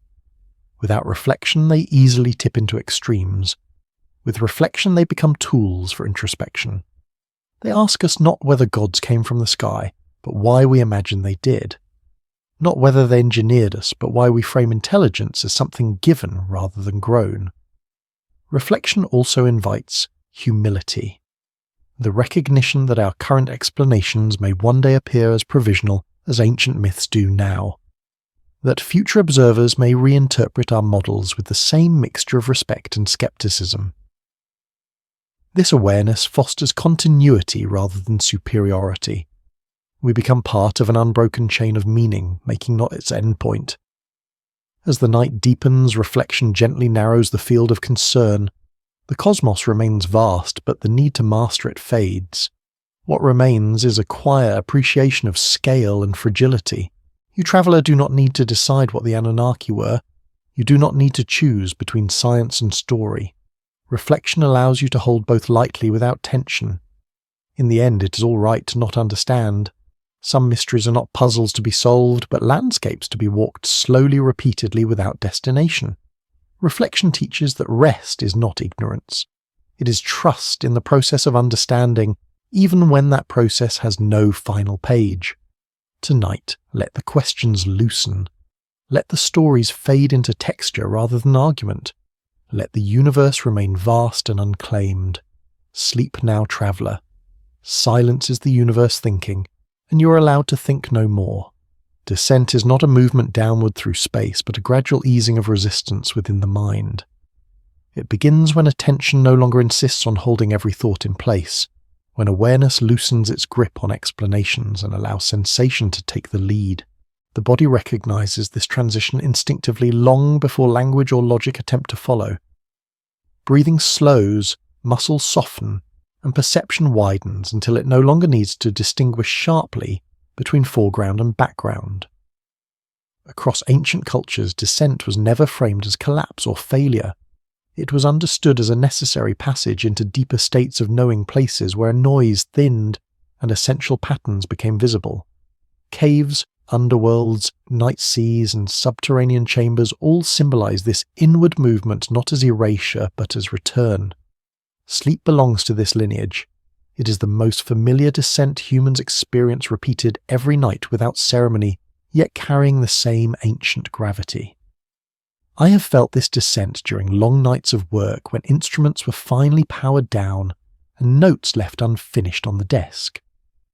The most difficult moment was never stopping the work itself, but releasing the vigilance that accompanied it. The mind clings to alertness, as if it were a shield, mistaking constant attention for control. Descent asks for something different. It asks for trust in processes that operate without supervision. The Anunnaki stories, when observed, carefully mirror this rhythm. They rise during moments of intervention, command, and disruption, and then recede during moments of transition. Their departures are described not with finality, but with quiet withdrawal. Silence follows, not destruction. The world continues in their absence, altered but intact. Descent in these narratives marks the space between epochs, where old structures dissolve and new ones quietly prepare. Scientific systems follow the same logic. Nothing here operates at constant intensity without consequence. Stars burn through fuel and enter slower phases. Ecosystems oscillate between growth and stabilization. Even cognition depends on cycles of activation and rest. The brain cannot sustain clarity without intervals of descent where information reorganizes beneath awareness. Sleep is not a pause in intelligence, but one of its most essential expressions. As consciousness begins to descend, the mind's relationship to meaning shifts. Sharp questions lose urgency. Concepts blur at the edges. What once demanded explanation becomes simply present. This state is not regression. It is a different mode of awareness older than language and less concerned with narrative coherence. Ancient people trusted this mode. Dreams were not distractions, but continuations of perception under altered conditions. Modern life resists descent aggressively. Artificial light, constant stimulation, and the pressure to remain productive fracture the natural rhythm between engagement and withdrawal. We forget that sustained clarity requires darkness, that insight depends on intervals where control is relinquished. Minds deprived of descent do not become sharper. They become brittle. The descent into sleep mirrors the descent of civilizations into quiet periods between expansions. After complexity peaks, contraction follows. After acceleration, integration. Cultures that deny descent exhaust their resources and fracture internally. Minds behave the same way. Rest is not optional, it is structural. During descent, the sense of self gradually loosens. Identity becomes less rigid, less defended. You're no longer the observer cataloguing evidence or the thinker assembling arguments. You're simply present, existing within a larger rhythm that does not require effort. This softening is not disappearance. It is alignment. The stories carried through this episode do not need to be resolved before sleep arrives. They are not tasks to complete. They settle naturally when attention fades, like artifacts returned gently to the earth, rather than displayed under harsh light. Their value is not diminished by rest. It is preserved by it. Sleep is where synthesis occurs invisibly. Problems untangle without instruction. Patterns reorganize without conscious oversight. The brain enters rhythms that have guided life for hundreds of millions of years. You do not need to participate actively in this process. It will proceed whether or not you watch. The Anunnaki myths emphasize withdrawal as much as intervention. Gods leave, voices fade, silence expands. These moments are not portrayed as abandonment, but as necessary distance. The world is allowed to continue on its own terms. Descent here is a relinquishing of control. As awareness continues to sink, the universe no longer feels vast or threatening. Scale becomes comforting rather than overwhelming. You're small but safely embedded within systems that have carried countless forms of life before you, and will continue long after. There is relief in no longer needing to manage this immensity. Descent is humility enacted physically. The body acknowledges limits without judgment. The mind follows, first reluctantly, then with relief. There is no failure in this. It is the most reliable rhythm you possess. Ancient texts often describe descent as guided, marked by threads, ladders, or guardians. Sleep offers the same assurance. You're not falling into nothingness. You're being carried by cycles older than thought patterns, encoded deep within biology and physics alike. Breath becomes the guide now. Each exhale draws awareness downward, gently increasing the distance from waking concerns. Each inhale rises softly without urgency. Nothing needs to be accomplished in either direction. The rhythm sustains itself. Unfinished thoughts do not require closure tonight. They can rest without harm. Meaning does not evaporate when consciousness withdraws. It reorganizes, often returning clearer than before. If advanced beings ever existed, they too would have known this necessity. No system, however complex, operates without downtime. Even creation requires intervals of silence. The universe does not depend on your attention to continue unfolding. It has never paused for observation. This realization, once accepted, becomes deeply calming. As descent deepens, time loses its familiar structure. Past and future flatten into a broad present. This is not confusion, but attunement to a slower temporal scale, one that does not measure moments by productivity or urgency. Neural activity synchronizes. Noise drains away. Memory consolidates. The body repairs itself quietly. None of this requires effort or belief. It is simply what happens when descent is allowed to complete. The stories you have heard tonight remain, but they no longer demand interpretation. They become texture, distant constellations glimpsed through closing eyes, present without insistence. Fear dissolves first in descent. Without vigilance, anxiety has nothing to anchor itself to. Control relaxes, and with it tension. If there is any quiet truth carried by ancient myths, it is that nothing remains at the surface indefinitely. Everything returns inward. Civilizations descend into memory. Stars descend into remnants. Minds descend into sleep. This is not loss. It is continuity expressed softly without spectacle. Tonight, allow descent to finish its work. Do not follow thoughts as they drift away. Let them pass without attachment. You're not required to stay awake to understand. Understanding does not vanish when consciousness rests. It waits. Sleep, traveler. The descent is gentle. The cosmos will keep watch. The end of a story is rarely an ending in the way we imagine it. More often, it's a place where movement slows enough for everything to settle into position. Questions stop advancing. Curiosity exhales. Meaning does not arrive with clarity, but with quiet acceptance. This is where the journey concludes, not with answers, but with rest. Throughout this long passage through clay tablets, ancient skies, buried cities, and cosmic speculation, nothing demanded belief. The universe did not ask to be explained, only observed. The Anunnaki remained where they have always been, suspended between myth and measurement, between what can be traced and what can only be felt. Their stories did not resolve because resolution was never their purpose. What matters now is not what might have happened tens of thousands of years ago, but what remains within you as the noise fades. The sense that human history is deeper than memory, that civilizations rise and fall within patterns larger than intention. That knowledge arrives in fragments never whole, and that this incompleteness is not a flaw but a condition of being human. I have learned over many quiet years of study and reflection that the most stable understanding is the one that does not insist on certainty. Instruments can measure distance, equations can describe motion, but meaning emerges in the spaces where precision ends. This is where reflection lives. This is where stories endure. The Anunnaki, stripped of speculation and fear, become a symbol of something universal. The moment when humanity looked at the world and sensed that it was not alone in time, that something came before and something would come after. That existence is part of a continuum rather than an isolated event. This realization does not diminish us, it steadies us. It places individual lives within a scale that removes urgency without removing value. You matter not because you are central, but because you are connected. You are a brief expression of processes that began long before language, and will continue long after memory fades.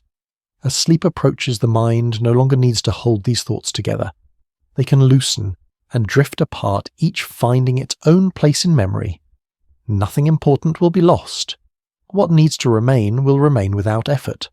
The night does not demand vigilance. The cosmos does not require supervision. Stars burn. Planets turn and time moves forward without instruction. You're allowed to rest inside this motion, carried rather than directing. Ancient people understood this intuitively. They told stories not to control the universe, but to feel at home within it. Myths were shelters built from language, places where uncertainty could reside without becoming fear. In this way, the Anunnaki stories are not relics of ignorance, but artifacts of psychological balance. Tonight, those stories no longer need to be examined. They have done their work. They have guided you through layers of time and thought, and now they recede like constellations dimming as dawn approaches. Their outlines soften, their details fade. What remains is calm, Sleep is not an absence of awareness. It is awareness released from responsibility. It is consciousness trusting processes older than reason. In sleep, the mind repairs, integrates, and lets go. It returns you gently to yourself. If there are mysteries still unresolved, they will remain so without harm. Some questions are not meant to be answered within a single lifetime, or even within a single species. They persist because they shape curiosity, not because they demand closure. You do not need to carry the weight of history into sleep. The past will remain where it is. The future will arrive without your attention. For now, there is only this moment of stillness balanced perfectly between what was and what will be. Let the body sink fully now. Let breathing become slow and unremarkable. Let thought become texture rather than narrative. There is nothing left to follow. The universe does not hurry. Neither should you. Sleep traveler, you're not lost in space, you are part of it. The cosmos will keep a watch as you drift into rest. We've reached the edge of tonight's story, traveler. The path behind us winds through clay tablets and broken cities, through ancient skies and quiet questions that still drift between science and memory. We came looking for understanding, and instead found something softer, the recognition that some mysteries are meant to remain open, like doors left ajar in a long abandoned hall. The universe does not rush to explain itself. Stars continue to burn, dust continues to settle, and the past continues to breathe beneath the present, unfinished and unresolved. The Anunnaki remain suspended where they have always been, not as answers, but as echoes, reminders that human curiosity has always reached beyond what can be proven into what can only be felt. There is no fear in this smallness. To be a brief observer in a vast cosmos is not a loss, but a kind of grace. Science measures distances and timelines, yet meaning often lives elsewhere in silence, in reflection, in the quiet awareness of being here at all. Some truths do not ask to be solved, they ask only to be witnessed. As the night deepens, you don't need to carry these questions any further. Let them rest where ancient stories rest in the space between certainty and wonder. Time will continue its patient work and the universe will keep its rhythms whether we are watching or not. For now, let the lantern dim. Close the book gently. Rest well. The cosmos will keep watch as you drift into sleep,